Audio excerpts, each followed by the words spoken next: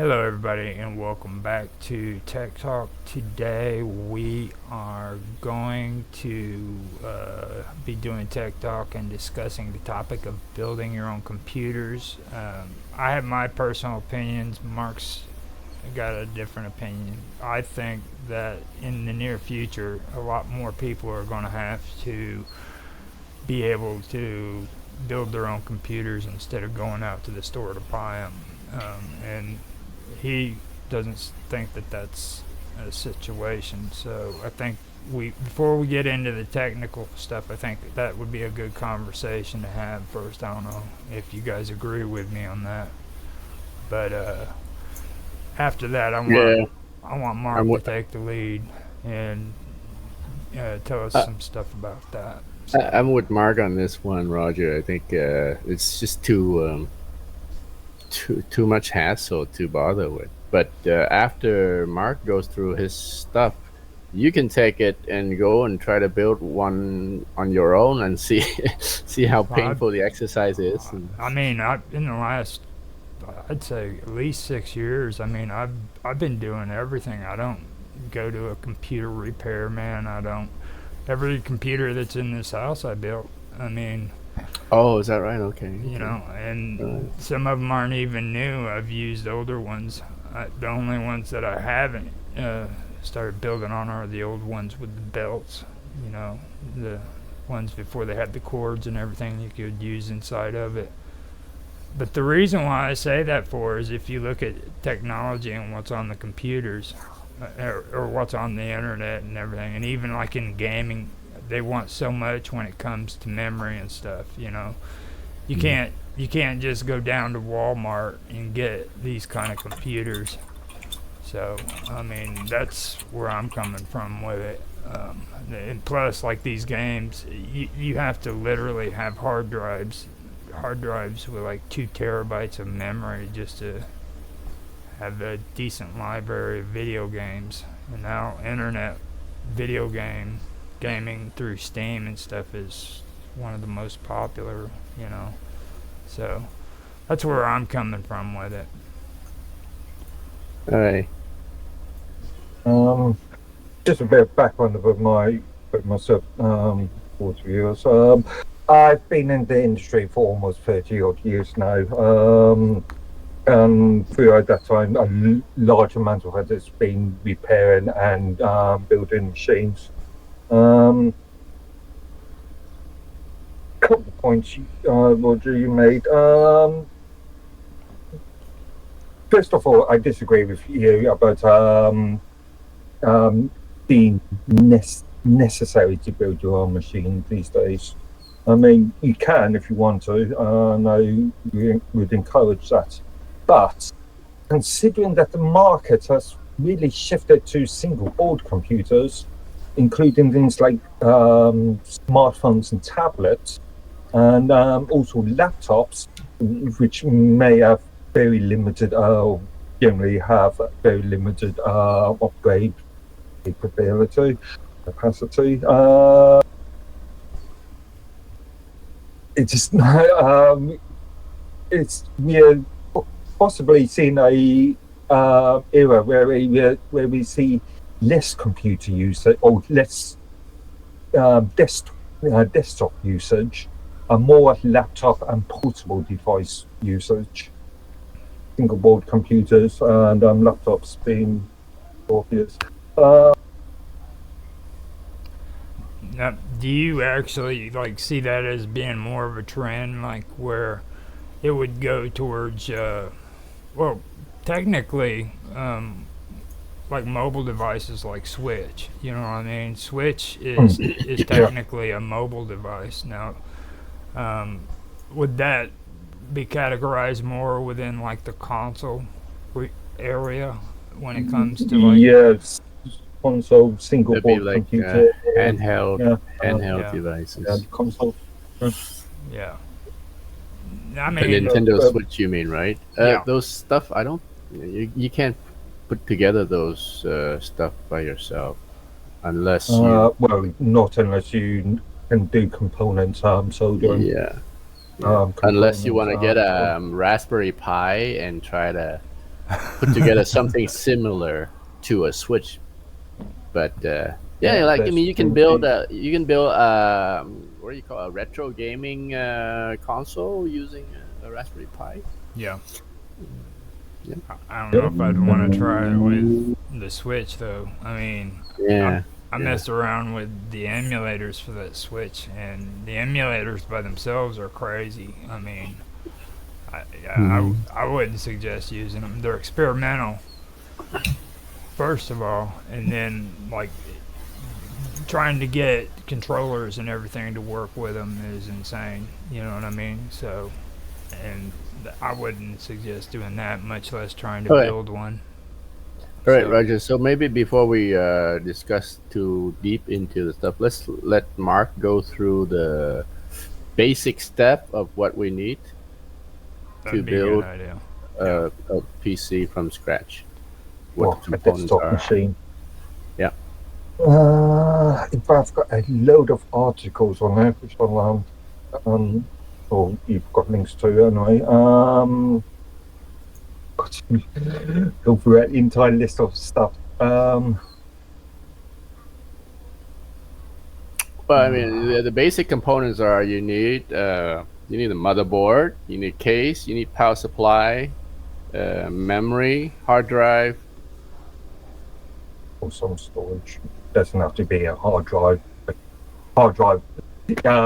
When I say hard drive, I always consider mechanical hard drives to be hard drives. So hard drive or RAM. SSD. Basically. RAM, Yeah. memory, Uh, video graphics, video card. Not necessarily. Right. A lot of boards do contain the one video cards of GPUs, graphic processing units. Okay. But All right, maybe yeah, go through each component slowly. What are each of those? What are they function? What are they? I do what- actually have a good question on one of the components. Now, Go on. if you want me to ask you. Yeah. Yeah. Okay. Now, this is something that I've always seen written in comments in a lot of the tech areas whenever people are asking for advice, and it has to do with power supplies. Okay. Mm-hmm. Now, you'll get people on one side who say, look, you need to make sure your power supply matches up with the computer that you're trying to build. Then you'll have other people say, don't even worry about it. Just throw a power supply in there. It'll work. Doesn't matter how much power is in it. Now, is there a way you can have a little bit of a discussion on power supplies and what's the proper way to install them and stuff like that? Okay. Well, yeah. Got something that is equal to the power that you need. We're at least equal.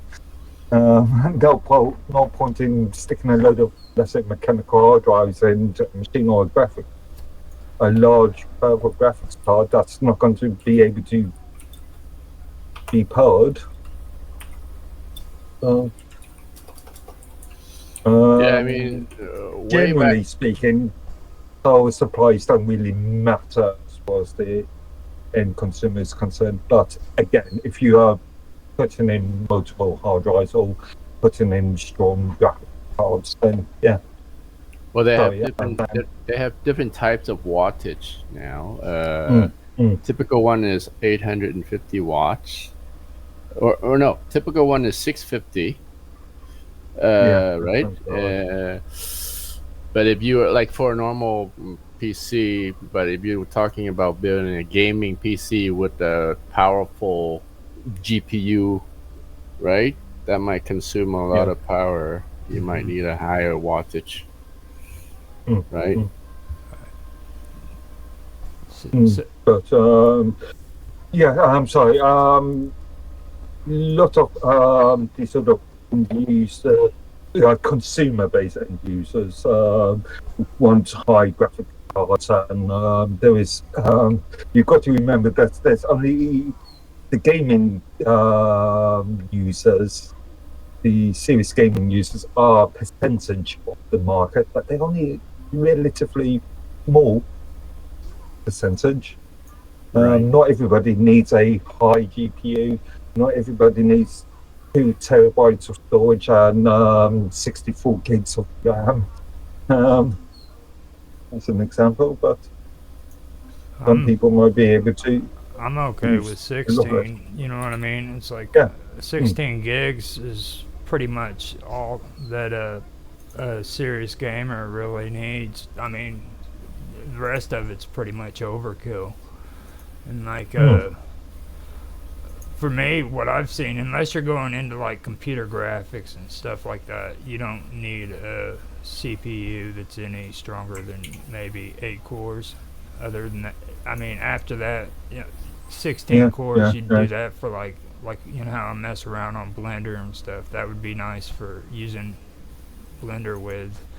But other than that, I wouldn't go any higher than 8 core CPUs.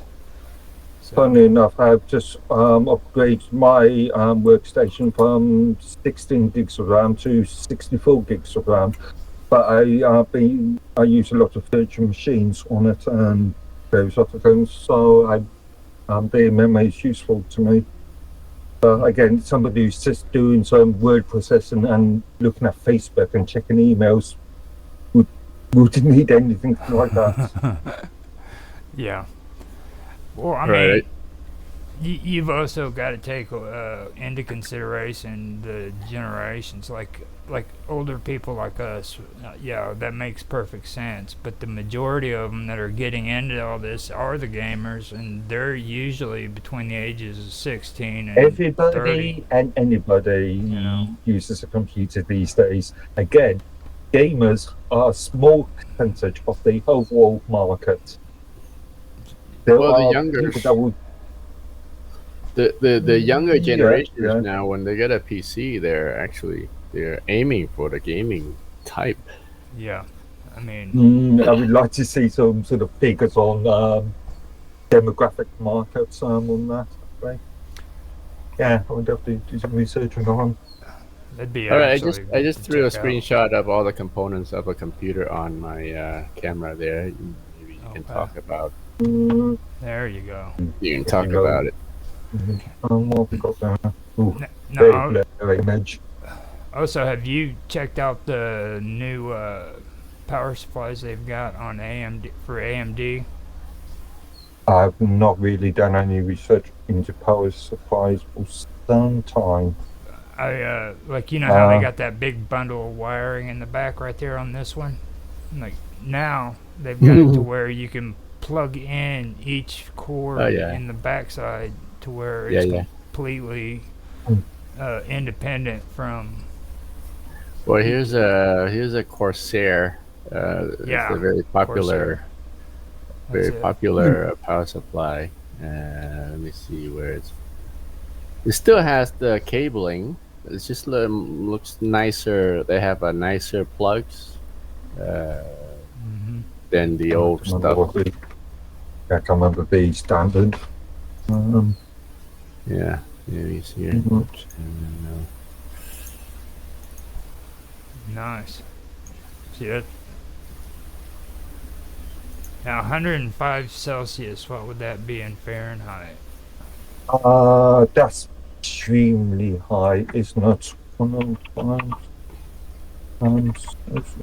Yeah, so this is what you're talking about, right, Roger? Right. Yeah. Very compact with all these these cords that you just plug into at these sides here. Yeah. I do have to say I am impressed with that. I mean, because that does make it a lot cleaner on your build, like having to make sure all the wires aren't crossing over and all that stuff. Yeah, it just makes it a lot nicer. Funny story. When I was working for that meter store I was telling you about earlier, what the owner had a real finicky thing about wires and cable ties, and a lot of my build was actually building time was spending actually making sure the cables were perfect. Yeah. He was really. This was back in the time of beige cases, so no glass cases, no perspex cases. So the end user wouldn't see inside the machine anyway, generally speaking. Yep. I mean, if you're in IT, building computers, putting computers together, it's like the wiring is kind of like an art. You look at the wiring that the IT guys put together, and it's like it's beautiful. Like there's no cross wiring, right? Everything is just lined up. Tiny spaces between them. That's the one thing even the younger generation's gotten into still. Like I was told by my nephew, man, he told me straight up, he's like, if you've got an ugly freaking computer because of the wiring, it's like freaking people are gonna literally look down on you just because you're wiring. Just because again, if you have an enclosed page without any perspective or glass cases on them, who's going to see it? Yeah. Well, now they see that cool little window right there on the side of that chassis right there. They show it off now. Yeah. I cannot stand. One thing I cannot stand is RGB, red, green, blue lights inside cases or NONA cases, and the glass pad and the lighting pad really noisy. Yeah. Does it affect the computer system in any way? A couple more watts. Yep. Use more power. So. Generate a little extra heat. Yeah. Not really. They're all LEDs and so they're extremely low temperature. Yeah. Negligible. Okay. By the way, alright, I was just flipping back and forth here. I wanted to show off to you guys this book. It looks pretty old, right? This is the book that I used to build my first PC. 30 years ago. 1989? Yeah. 88, 89? I remember exactly this guy, Aubrey Pilgrim. I'm aware of that name. Yeah. What kind of computer system does he have in the picture there? It's a 486. It's an 8486. Do they still have the freaking big belt hookups? Or, you know what I mean? The ones that look like freaking straps. Do you remember those? Depends on the case. I'm trying. You'll get machines these days with I'm trying to look at that cover there, see if I can see any. Now he's hidden himself. Hang on. I'm switching back and forth. There. Lookable. Let me zoom in. Yeah, lookable devices. That's it's the new for lookable sort of lookable device. Lookable devices were sort of 386 DXs. Maximum X. Now, yeah. Anyway, back to you, Mark. Keep asking me questions. Okay. We're just okay. So we're just going through the list of components. Okay. All right. So we missed out the monitor, right? So that's kind of one thing that's not on that thing is a full-time clock battery. Oh, clock battery? The BIOS battery? The BIOS battery. That was something actually that I brought up. Actually, in the message I sent you guys, like I think we should be talking about like resetting the battery and stuff like that. Resetting. But when you're building the PC, you normally don't have to worry about that. Well, it's still important. The new motherboard should have the battery. Technically, I think the CRC. Hang on. The CRC 2705, I think it's called something else in the US LR or something. The standard battery watch style battery used to save things like time and hard drive preferences. Okay. That This one you're talking technically about, right? lasts for about 5 years, but yeah, those. But arguably they can last for about 15 years. Yeah. There is another version of that are rechargeable, and they I've got a laptop somewhere around there, a Asus E that has got a rechargeable version of that, and so when it goes on the power, it just recharges itself. Now, do you have a Oh, certain brand that you do prefer more than the other ones? I know how you feel about brands, but I'm going off of your expertise Not right here. really. Not really. Did I buy this machine? I'll be name remind myself. So Because I do notice when you buy a new motherboard, the battery does automatically come with it. So I didn't know if you'd prefer getting another one in place of the one that came with the motherboard or just using that. no, just wait for it to run out and then buy If you buy need a new one and just keep it in a drawer or something. And so when it runs out, then yeah, replace it. Mm-hmm. Now, on CPUs, you want to talk about some CPUs for a minute? You can do. Okay. So, I've noticed myself that like there's like a difference in people's usage of CPUs. People generally who are older like the reliable Pentium CPU, where younger people are more into AMD. Okay, because it's got the sleek kind of feel to it. You know what I mean? What's your take on that? Between the difference between Pentium CPUs and AMD CPUs? Intel versus AMD. Yeah, Yeah. because they don't call them Intels. No. Personally, being more of a sort of enterprise sort of person, a corporate, with a bit of corporate background, I'm much more of a fan of Xeon chipsets.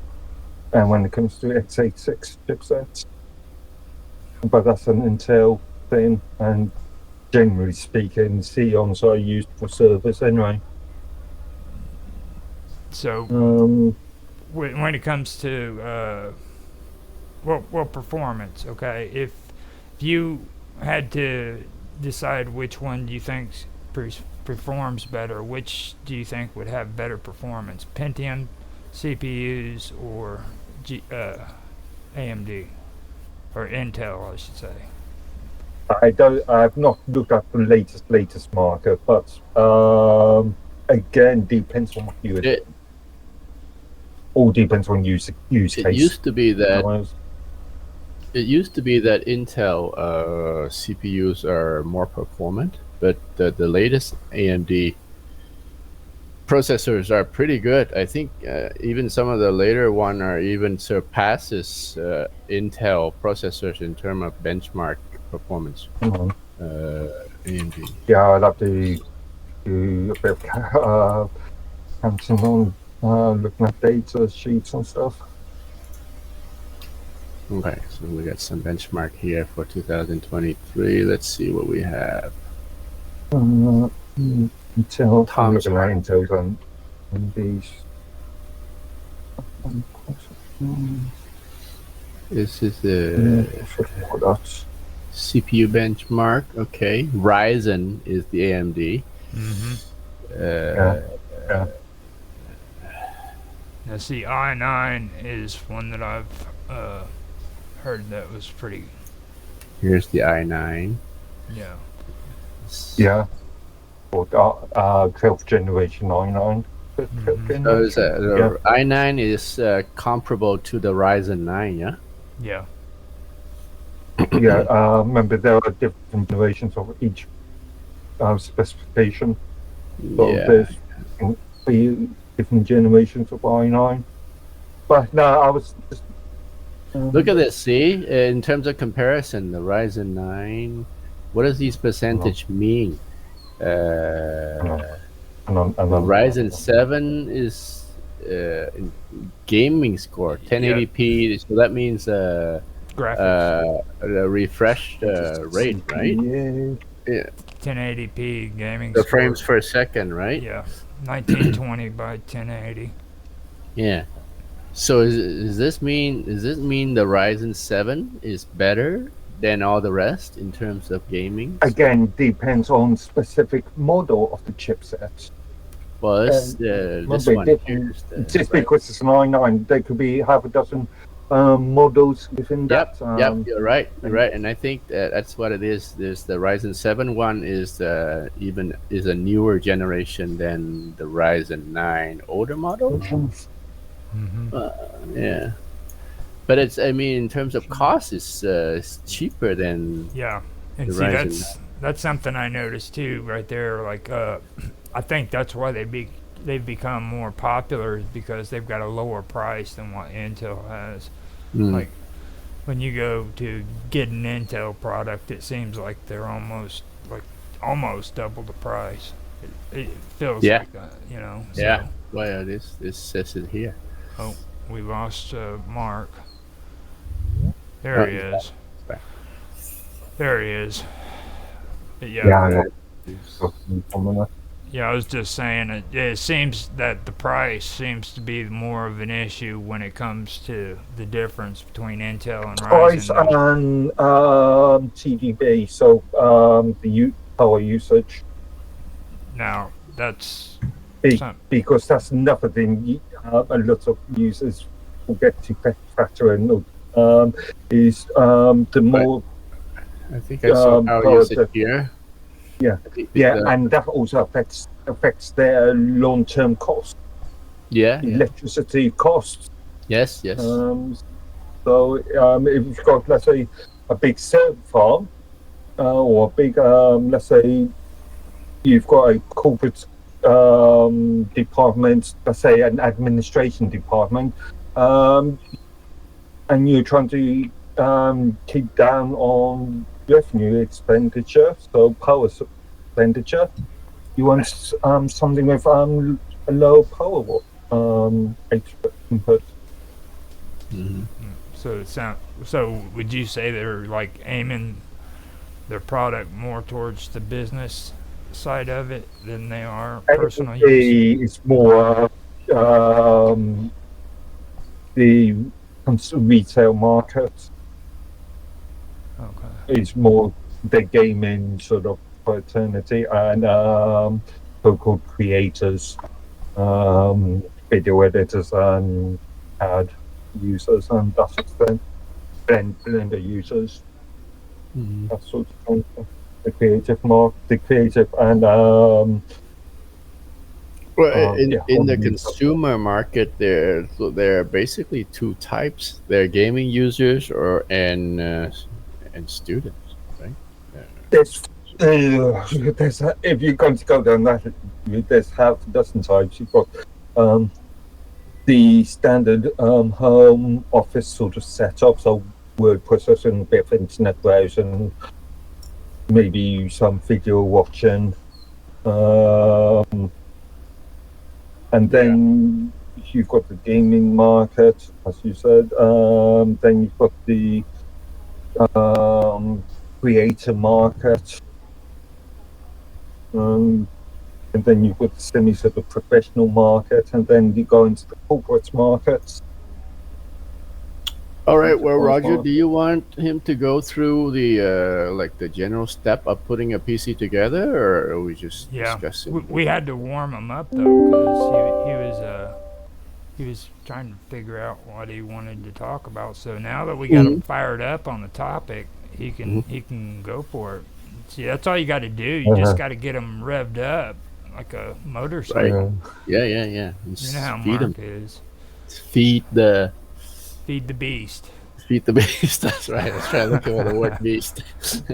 So now that we got you some good ideas and everything, it's all yours, Mark. So what do you want to know? You want to know how to Okay, build a so machine, how we start from basics of step one, building how a to put machine. together Like you said, there's those components. So right. it's So you got the basic stuff is the case, the motherboard, and the power supply. Let's start with that. Yeah. Oh, you got He's got to come on. you can lose me. Right. Just So basically, like when say you're going off to a job, okay? Yeah. Step by step from the beginning. What's the first thing you do? Well, okay. Let me feed him. First thing do you do. do you seat the memory sticks into the motherboard first, or do you install the motherboard first? On a new build, I would generally stick the buffer. Oh, well, I don't know. Doesn't really make any difference. I've done it both ways. I've mounted it on the one of the best. Because on some case, once you've installed the motherboard, it could be hard to reach the. It could be hard to reach the place to install the memory card. Not generally speaking. Again, the builder case. But back in the 90s when I was building a lot of machines, we used to, again, those beige cases, and a lot of cases used to come with extremely sharp sort of edges. So the number of times I've cut myself, I've still got stars dating back there now. I was pretty sure there is still a few machines out there with my blood on them. All right. Okay, now then, power supply versus motherboard. Which one do you seat first? Motherboard in first, because the power supply will be generally block the motherboard. On some machines, I've done Dell objects, and that's as far power supply that is away from the board. So it does matter in that case, but generally speaking. All right, so we seat the motherboard first. Any special tips on how to seat the motherboard? Because if you maybe if you forced it too much, you could damage something. Yeah. Of course, yeah. Remember, it's only metal and plastic that the boards are made out of. But yeah, first before you do that, make sure that you've got the mounting.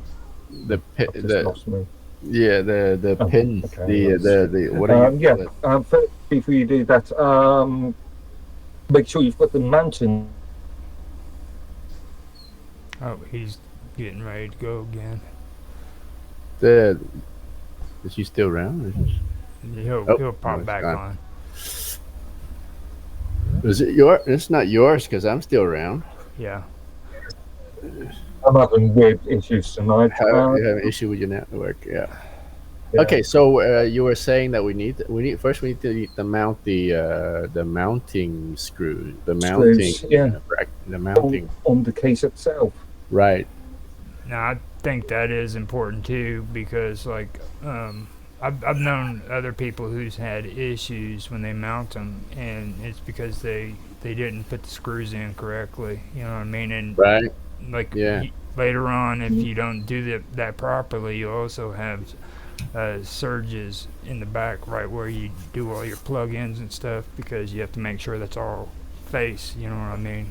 So well, if any of the board soldering areas are touching the metal case, then yeah, you're going to have. Yeah. Now, is there only one way to seat the motherboard so you cannot go wrong by seating it in the wrong position? Feel and by eye. I don't think there is a sort of I think so describe because it. I mean, it's there's only one way that you can face the motherboard so that the extension slot will fit into the back the Yeah, the as, openings, as right? Yeah. as you show on that image thing on the screen, um, there are two massive holes in the back of the case, Yeah. Yeah. one vertically and one horizontally. The horizontal one for the The, power, and the vertical one for the the any popular extra word for PCI that card. is called the facing. So like Mhm. they've started calling them facing. Yeah. Mhm. Put them in there. Right. Now, when it comes to One more thing, Roger, before huh, you go. Uh, you have to be careful what type of case fits what type of motherboard. Yeah.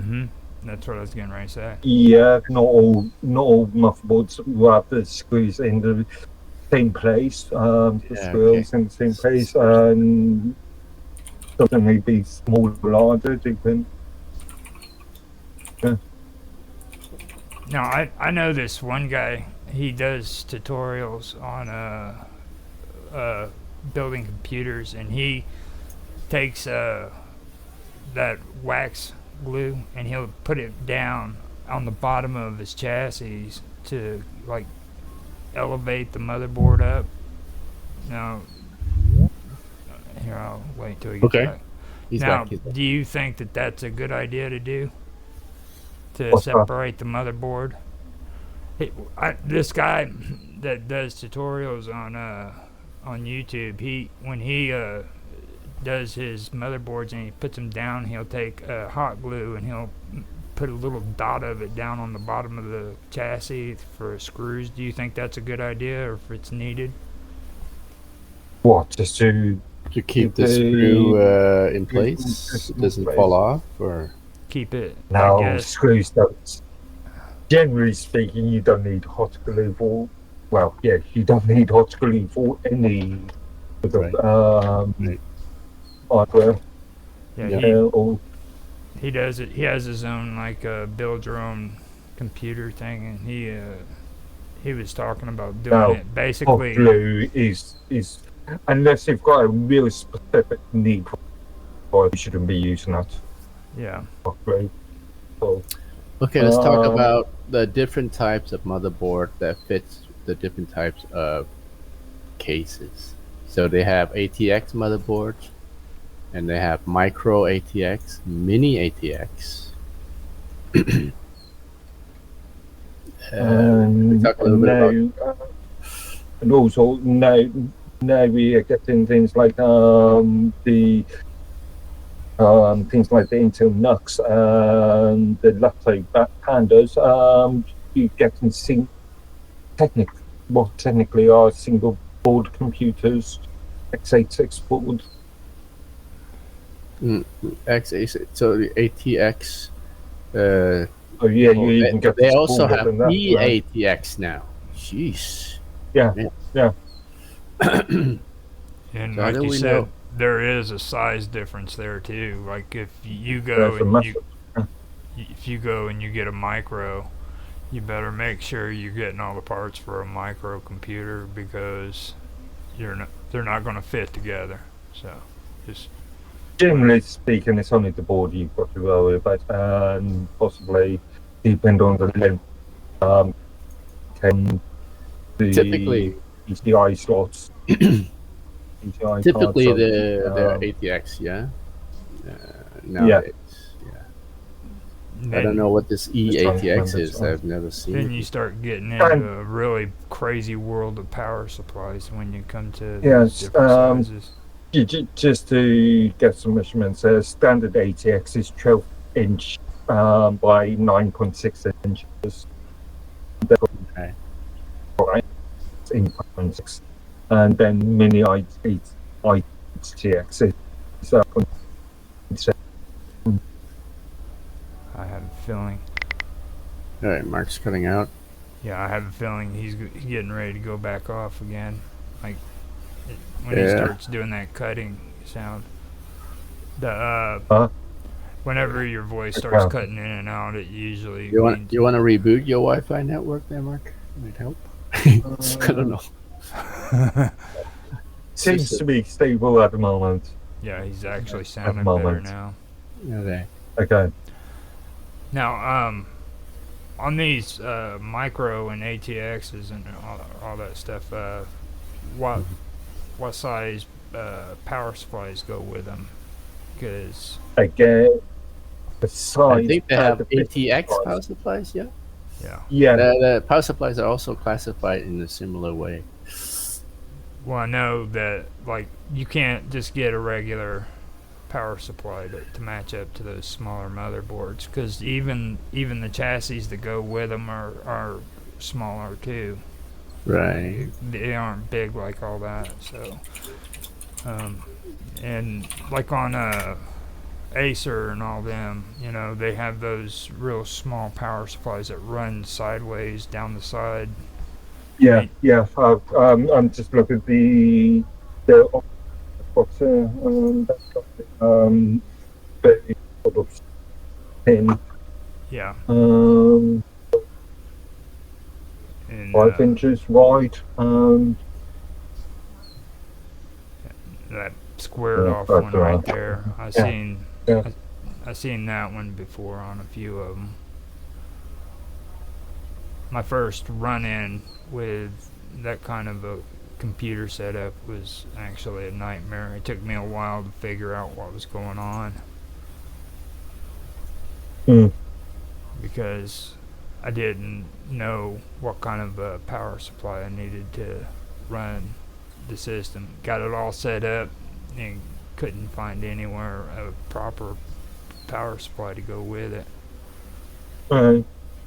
Again, generally speaking, they all there are standards. Well, when you're buying the motherboard, just pay attention to what types of power supply. I know that supports. now. I know that now. I had to learn that the hard way. Different types. Well, it's good we talk about that now. Then there's ATX, and then there's ATX 12 volts. There's something called small form factor power supply. A small form SFF. factor, I've heard of them. Yeah. I think they're the ones that do the side ones, aren't they? Where I don't know you know what what I'm these talking are about. for. No, small power supply is used for smaller than standard ATX. Yeah, I've just heard of them. Yeah. Thin form factor. Mm. Yep. Yeah, maybe not Yeah. applicable for PC motherboards. I don't know. ATX 1. So I'm doing this in millimeters. 150 millimeters by 86 by 140. They're We've got ATX PS3. These. Well, so Corsair is a fairly popular maker of motherboard, and they usually have all the associated components that goes with it. So you buy a Corsair motherboard. Corsair is more they do me and storage. Not really well known for very much. Yeah, okay. So is this Gigabyte and Asus? Yeah. Now, I would go with Asus, but I'll tell you straight up right now, I wouldn't mess with Gigabyte. Okay. They are some crazy motherboards. I am not a fan of Asus laptops. They only, I think they only supply to the consumer market, and they only on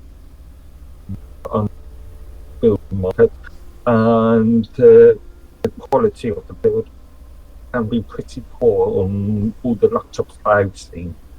Asus. I've seen quite a few.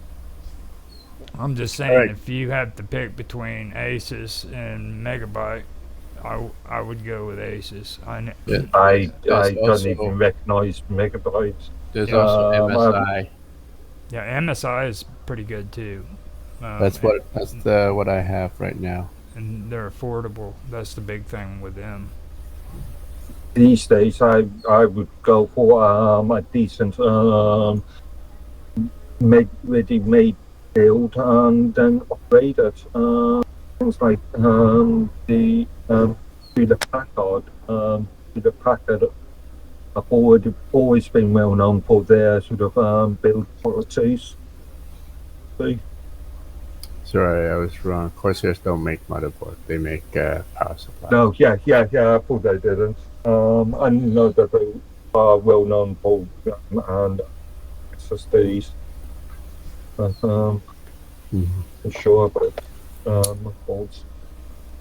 Okay, so we got the motherboard seated, and so now what's the next thing to install? That'd be RAM and storage. Storage or CPU, right? I would think the CPU. Oh, okay, CPU. Yeah, Yeah. makes sense. Now, So here's the I did CPU. want to ask you something, Mark, on that. Now, would it be also a good idea to put all this together, like outside of the chassis, and then install it together, all put together? Again, I've done both methods. The motherboard, the cardboard box that the motherboard comes in, can be your best friend. I think it's building a new machine. Yeah, easier to put the motherboard in first because once you've screwed the motherboard in, it's more sturdy, right? For you to install. so most builds, it's easier to do that. Yeah, but I've done it both ways. And when I've needed to diagnose individual components, I may take out the motherboard. Depending on the issue. Okay, And so then, so CPU goes in first, next. I mean, and then you need to install the CPU heatsink fan. I guess the heatsink in the CPU fan. Yeah. So yeah. Right. First of all, the thermal paste, and Okay, and it's usually pretty straightforward. It can only goes in one way, the CPU. yeah, Right. yeah. If you try to force never see CPUs have got everything rounded pins on them, and they can stack up easily. And also remember the markers too. Like when you put the CPU in, there's a marker set up on the corner of it. Make sure that They that's, generally would only fix in one way anyway. yeah. Right. Well, it's Yeah, always most good to people. double check because I mean, Yeah, you line them up with the marker. Yeah. always make sure you're lining them up. Like just blindly sticking them in there, it's not really Well, a good again, idea. if you try to force something and Right. you're liable to break something, unless they're solid board. All right. So the next step. Use solid balls instead. Next step is memory. Is it? You think? Once you've installed your CPU, thermal paste, and your heatsink and fan if necessary, generally in your cases it would be, then memory. Okay, so there's some special things to watch out for memory there because if you don't seat it correctly, it won't boot. Again, they will only fit in one way because there's generally a notch in the center of just off the center of. I mean, maybe boards. maybe it was the motherboard that I was using was picky because if I seated it, I don't remember what was the exact scenario. Maybe if I seated not one after another, it won't boot up. Like if I seat the first stick in the first slot and the second one in the fourth slot or something like that, it it just won't boot up. It needs to be like in sequence, like first, second, or something like that. But it's something to keep an eye on. Do we? How do we know what needs to be? You, he's he's been bounced again. Now, I've actually heard I people hear it. discussing that too, so that's Yeah, actually a good thing to bring up on the stream. So yeah. say that back to him Sorry, again. I lost you for a minute. He's All going to right, repeat what he just and said because that was actually a good. That's a good right, topic. Mark. So the issue is, how do we know that we're seating the memory sticks correctly to avoid okay, boot up problem? like I said, there is a notch in on the motherboard stick. Hmm. Oh, my example. Yeah.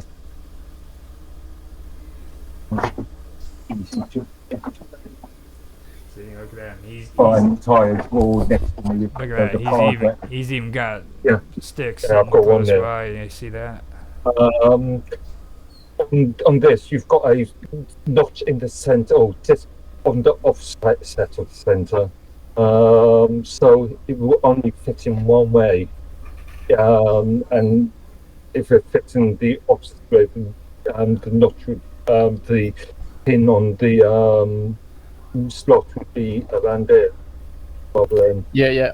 on, oh, Yeah. Of course, the memory stick will only fit in one way, but the sequencing of the stick matters in some instance as well, doesn't it? it generally just depends.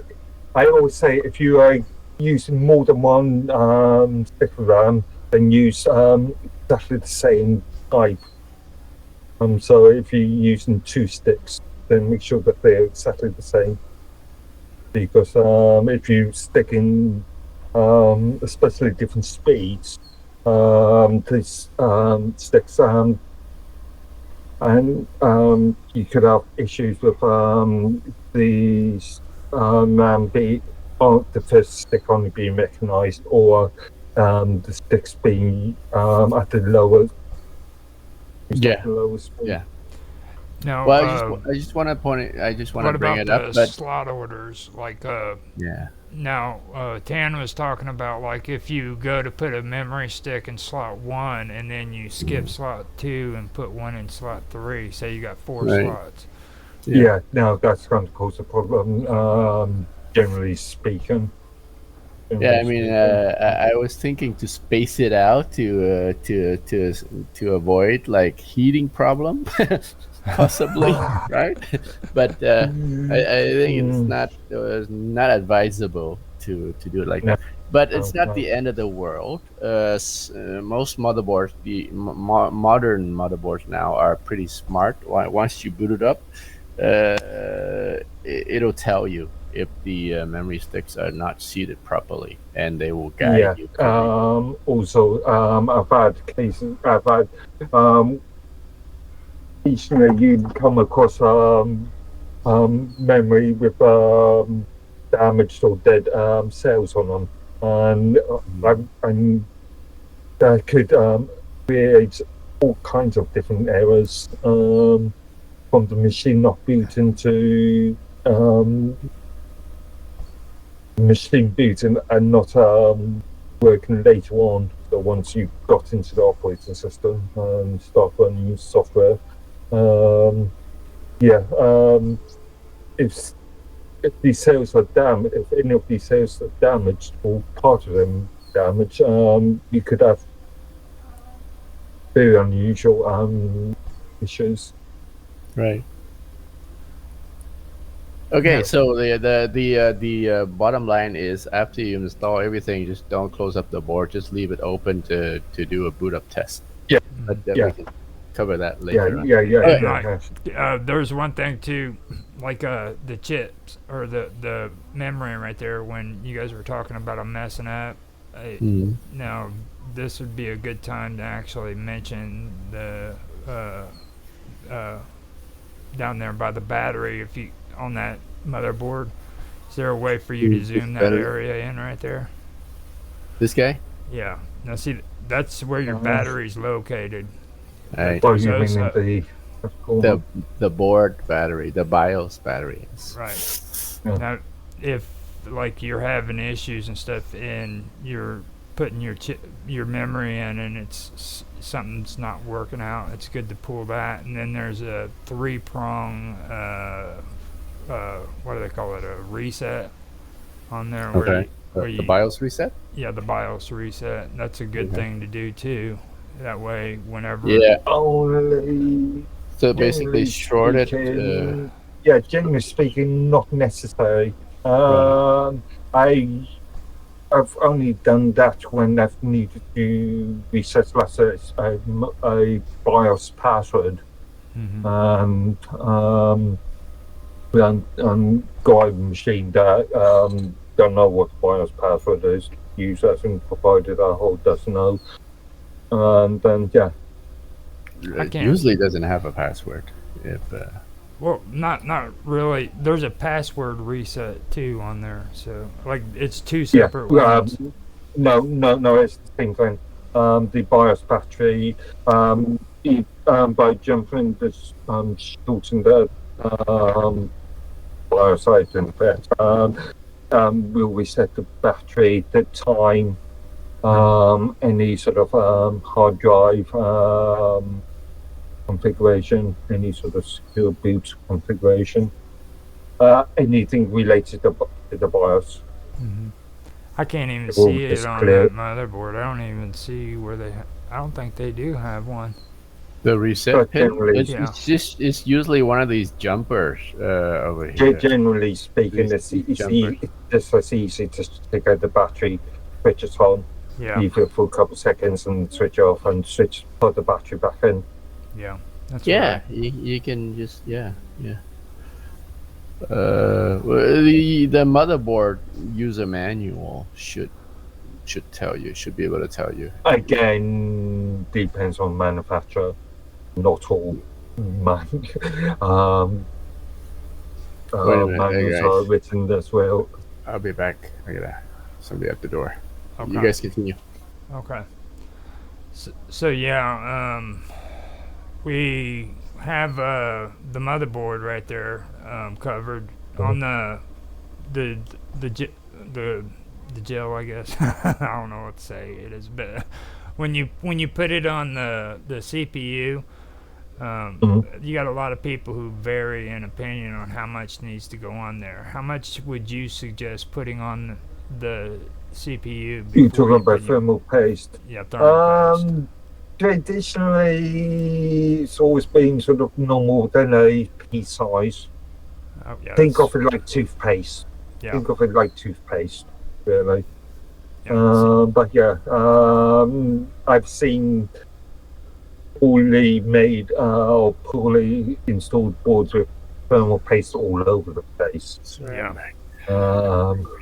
And yeah, that's one thing that I know we needed to bring up too. I mean, we've had general conversations about that, so we've already talked about it. But like having it on video with other people seeing it, that's a good topic to bring up. You know, like you don't have to overdo thermal paste on computers. no, a pea size amount should be more than sufficient. No, God. Now, Tan's back to give you the super questions. All right. What are we talking? So what's next after the memory? Video got card. the- again? We got the memory down. We did the CPU. I would either go with the fan or just go straight into the hard drives. Actually, it'd be better, arguably, if your machine's got any N2 slots on it. Modern machines will have the N2 styled storage devices, flash devices, rather than traditional mechanical hard drives. Okay. So What did you say? N2? Which? Yeah, M.2. Oh, M2. storage. M2. Okay. M2. Okay. that'd be something to bring up right now. Go for that. I mean, elaborate on that a little bit. Yeah. Okay. In reality, there's three types of stuff that most consumers will come across. It's either mechanical hard drives such as and but yeah, mechanical hard drives. Which form factors which generally are used for laptops are 3.5 inch form factor. These mothers, yeah. Yeah. These guys. No, I'm talking about mechanical hard drives. So the M2s are the The SSDs. M2. Yeah, the M2. You've got also got standard SSDs, which are usually 2.5 inch. Or you've got those M2 chips, which are another form of solid state storage. Right. Okay. I did install an SSD on this PC that I installed a while ago, but I don't remember how. Is it like a flash kind of? What is the Yeah. It's flash drive? definition. Yeah, but flash drive. Similar technology as you find in those USB pens, but much more, or phones, or Yeah. Okay. So here's principle, all the same. here's an SSD. Yeah, this is the SSD drive. It looks pretty much like a memory card, isn't it?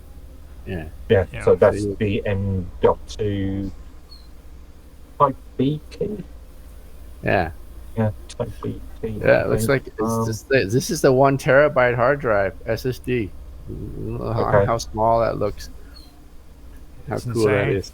Yeah. It's really insane. No, that kind of also looks like the memory chips that you get for freaking laptops and stuff too. Yeah. Like Yeah. how small they are. Yeah. Okay. That's, So the M2, so the SSD goes into the M2 slots, yeah. Either into the M2 slots, or if they're the 2.5 inch case format, into the SATA connections. Okay. All oh, right. that just looks insane. Right there, Yeah, what you man. just showed. Oh Yeah. man, M2 slots on a motherboard.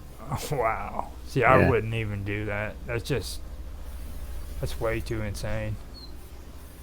Yeah. It looks big, but I think it's just as small as just has enough teeth to plug the SSD stick in. This would keep Mark happy for like 2 hours. He just Yeah. like with Storage is storage. It just depends on how fast if there's fuel use case. No, Now, can you see the M2 slot on this mother? Maybe. I can't. I doubt that one's even set up for it, to be honest with you, because you've got the standard. Well, how many? You got 2 slots right there for just a It regular. does say it have an M2 slot right there. Oh, does it? Yeah. Maybe Anyway, it's that okay. little bitty one right down at the bottom. This guy. Maybe. I don't know. Maybe this? Yeah, could be. All right, Mark, go on.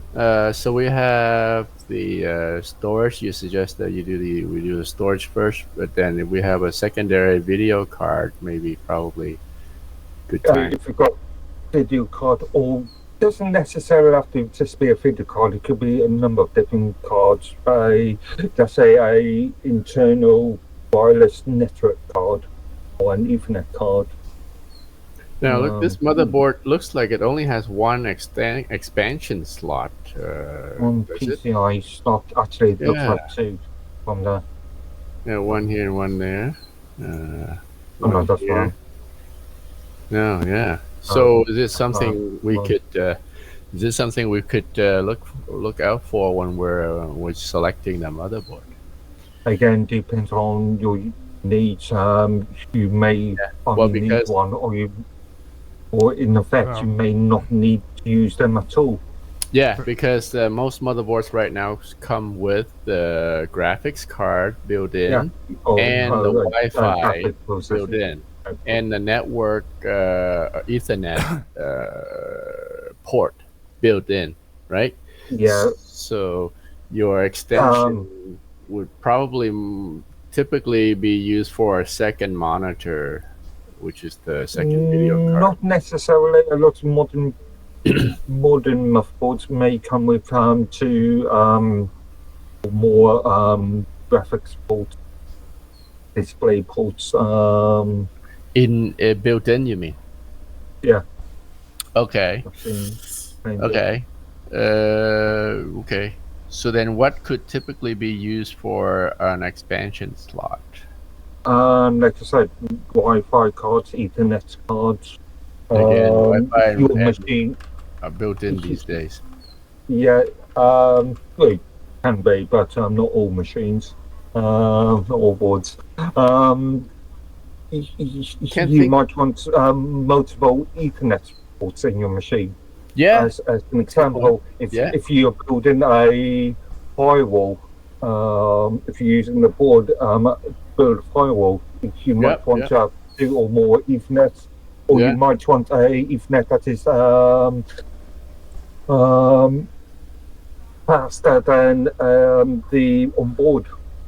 Yeah, because if you run VMs, you might want to have 2 Ethernet cards on the motherboard and dedicate one of them to the VM. Yeah. Or if you've got specialist sort of network usage, such as building your own hardware firewall, you might want to have networks separated. Yep. So on for let's say a web server, and enough for your internal usage. Okay.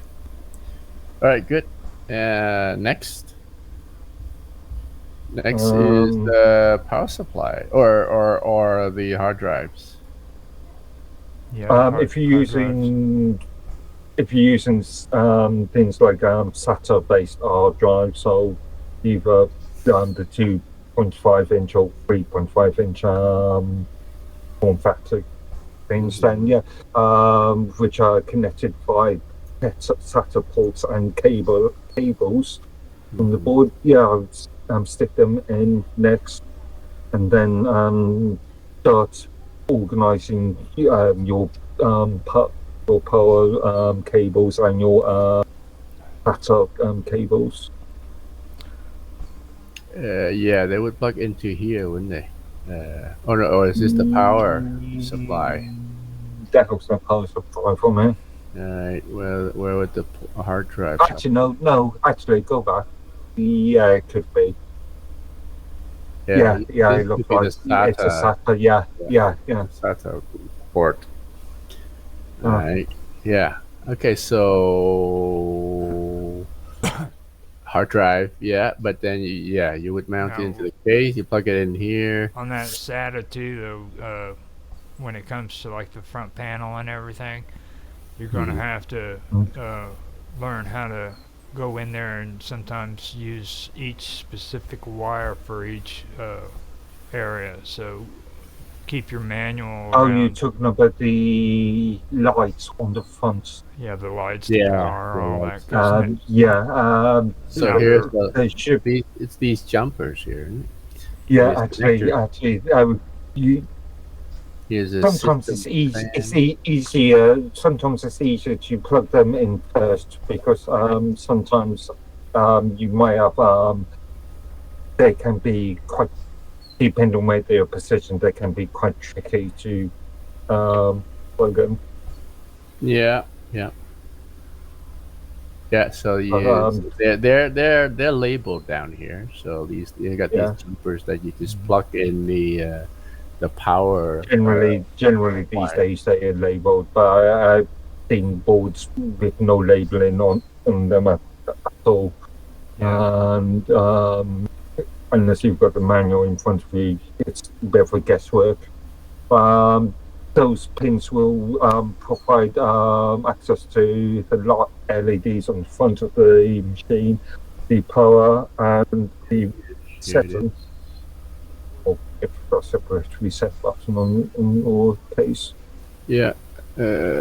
System reset, system fan. I'm trying to look for the reset jumper.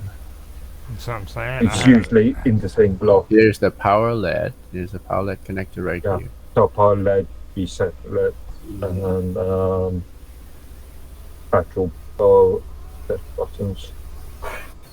There Alright. it is. Yeah, you're right. It's right there on the far right side, isn't it? Yeah, this is the power LED. Depending on the case, they Yeah, can be tricky to plug in. Radio. Can be. Okay. All right. Next is so we got the hard drive plug-in. I guess last is the power supply. I guess. Actually, no. Power supply should be in. But you stick your hard drives in, your SSDs or hard drives in, because they've got to be able to take power. You may have to route the power cables from the power supplies to the drives. Mm-hmm. But what we talked about, we just talked about installing the hard drives. Yeah, I would generally say power supply in before the hard drives, but Oh, okay. again, it depends on the case again. Okay, so plug in, so power supply in before hard drive, good, because then you would need to know the cables for connecting the power to the hard drive. Yeah.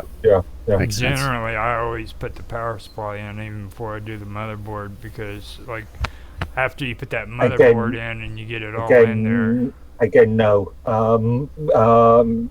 The power supply, generally speaking, will overshadow the motherboard. So Yeah, motherboard make in it a little first, then harder power to supply. slide motherboard in. No, you've never had like problems with like the fan and everything being in the way when you try to set the motherboard down into the chassis. Generally, the fan, if you're talking about CPU fans, then they shouldn't be installed. Yeah. But Well, boards, you generally screw in speaking. the motherboard first before you install the fans and the CPU, so Yeah. Right. yeah. But what I'm saying is, okay, so put the power supply in before you put the fans in first, right? Or, you know what I'm saying? Yeah. Also, if you're talking about the sort of gaming community, then yeah, you may have multiple fans on the case itself. Okay. Generally, in workstation type scenarios, you wouldn't have back and front fans. Because for me, what I've noticed is like when it goes to putting the power supply in, if you go and you put the power supply in after you put the fans in, even the one on top of the CPU, then you take a chance of the power supply hitting the top of it and doing some damage. Anything could happen. You could drop him. You could drop your power supply on your motherboard. You know. So I just put it in first. Well, don't have to plug it in. Too. You know, just have it in there because it just slides right in and it snaps. I mean, take and screw in the front to the chassis, and that's about it. You know. Again, depends on how steady-handed you are, and also again depends on the case itself. Yeah. But the fans, okay. Mhm. That's a thing too that a lot of people have to discuss because like we were having a conversation with like these cooling fans. What are they called? The thermal cooling, where they use Uh, water. you're talking about. Oh, so yeah, I've never been a big fan of water cooling. But again, this is something really aimed for the sort of gaming Yeah. market. The general consumer isn't going to touch water cooling. I mean, do you really think it's necessary to have all that though? I mean, just on a general speaking, computer usage. Like I said, the generally the class sort of gaming market is a very small percentage of the overall computer use market. Okay, So, time check, guys. I just need to bail in about 5 minutes. So, okay. Okay. It's we've pretty much covered all of it. I mean, if you guys want to give it. well, no, we're not quite done. So we got the power supply in, and then so that basically by then we would have connected everything. Then here comes the moment of truth. It's the power on test, right? Mm-hmm. Yeah.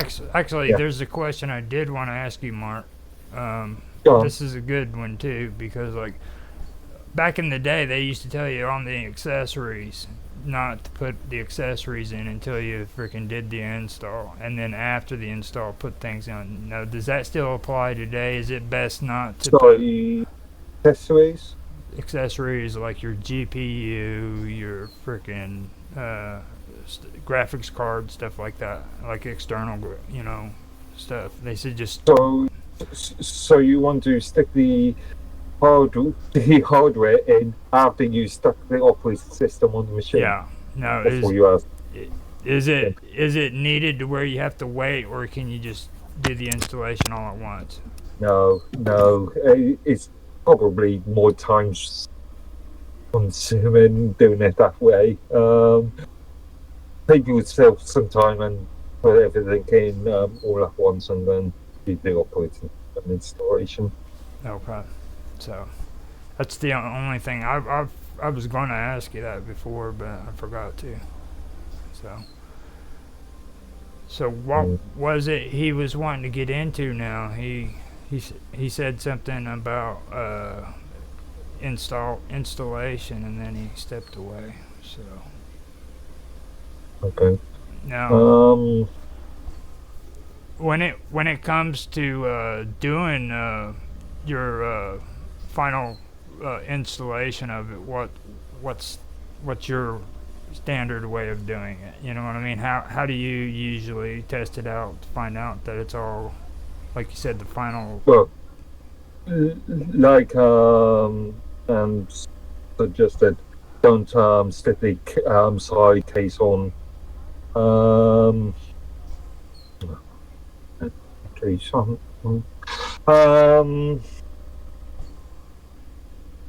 Yeah, don't stick the side case on, the side panel on. Generally speaking, you can stick the operating system on and then find out if anything's working or not working. Or if you once you powered on, it might give you some post bleeds telling you that the RAM is not working or the graphics card's not functioning correctly. Okay, so whenever Post being power on. I no, can't remember what post stands for now. Power on something test. so you basically turn it on. You have all the components set up with it, and that's including all the extras like the hardware as well as the software, mic, all that stuff. Just you can just install it all right there without having to wait until after the first installation. And when it comes up, if it says that something's not working, then you just go through and troubleshoot each component.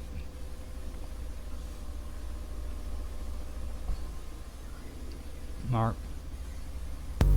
Sorry, my headset's are sort of run out of battery. I totally missed what you just said. I was saying, so you're saying that whenever you do your installation, you just have everything hooked up, ready to go. That's the hardware as well as the software, the mic, everything, the mouse, everything. And whenever it comes back up, if it has any error reports, what you're saying is that's when you have to go in and troubleshoot, make sure, or what's going on if something's wrong, right? Yeah, I just called. Sorry, I just had to reset my phone in 1 minute.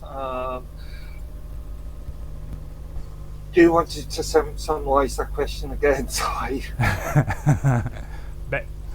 Basically, it's just after it's done, you have to go back through and troubleshoot if anything shows any kind of errors or anything whenever you're doing the install, right?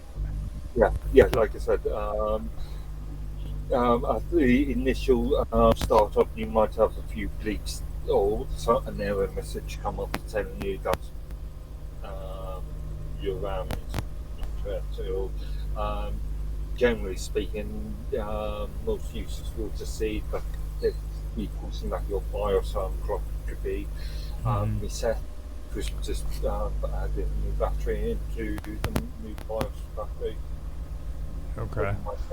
Your BIOS and updates things like your date and time. Generally speaking, that's about it these days. No, I don't know how Tan feels about this, but like the installation is its own level of insanity. So I mean, that's up to him. I think if we want to talk about installation, we should do that at a later time, because that right there could take up an hour by itself.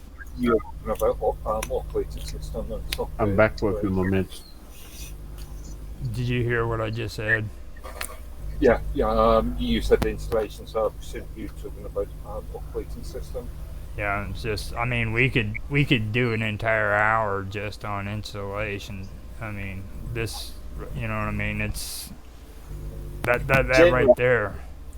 Generally speaking, if you're using a consumer grade operating system like Windows, Microsoft Windows, or Ubuntu or Linux Mint or something, they're generally one or two click sort of operations.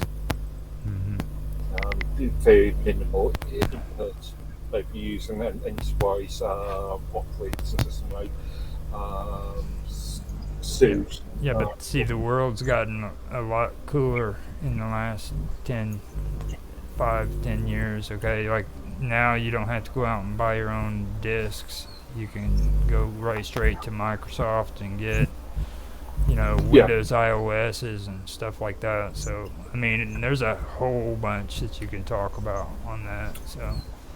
Then we can talk You don't about have to install Windows. Could be Linux. Oh, yeah. Well, Linux is cool, but we probably better call this short since Tan's got to go to a graduation. Hey, and point it out to your son. He's graduating on Thanksgiving. No, he's not graduating. He's in grade 11. Oh. But he's got honors award for grade 10. It's Thanksgiving today. So today's Thanksgiving in America. Yeah. Okay, I knew it was at the end of this week sometime. I didn't realize it was today. Yep. Usually on a Thursday, which is weird, right? So you guys go back to work tomorrow? Yeah. I don't even know if people celebrate it anymore, to be honest with you. I don't know if it's still a big thing in the US, isn't it? Yeah, it's supposed to be a national holiday, so I'm sure they are. In Canada, it's on the weekend. It's a long weekend. Well, actually, is it a long weekend? No, it's not even a long weekend. It's just a Thanksgiving Sunday. That's cool. That Yeah. is pretty cool. Yeah. So, you guys want to call it quits? Yeah. All right. You can do And that. Thank you.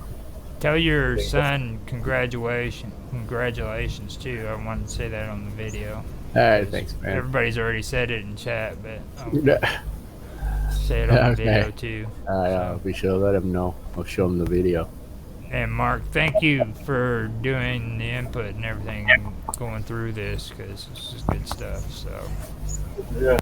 I will talk to you guys later, okay? Okay. Good. Bye, guys. See you tomorrow. Bye bye.